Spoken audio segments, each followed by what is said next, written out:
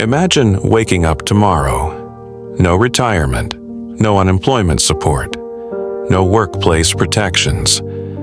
You lose your job on Friday. By Monday, your family is hungry. Your father works 16 hours a day and still gets discarded when he becomes too old. Children leave school because factories need smaller hands, and when disaster strikes, America shrugs. Now, imagine something even stranger. Imagine all of that because one woman was never born, not a president, not a billionaire, not a military general. A woman most Americans have never searched for. Yet millions still live inside the system she helped build. Her name was Frances Perkins, and history almost forgot her. New York, early 20th century.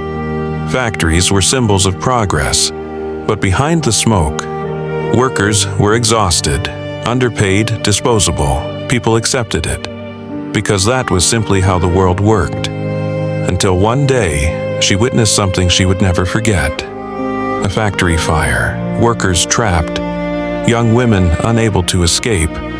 Some jumped, others never made it out.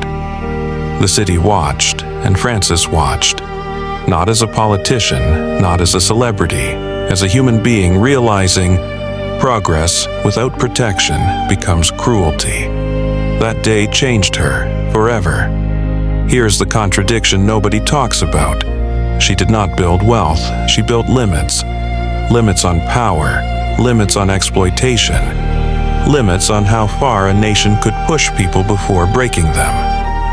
At a time when women were expected to stay outside power, she entered rooms where almost nobody expected her to speak.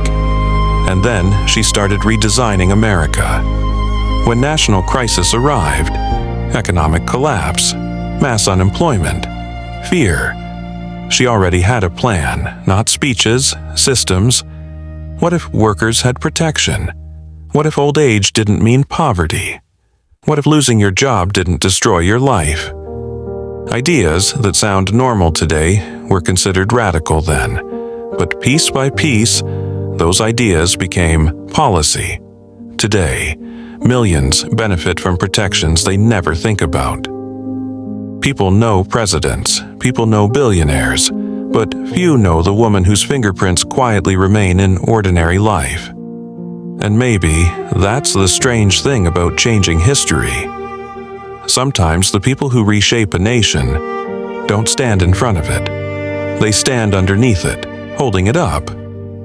Frances Perkins did, and America never became the same country again.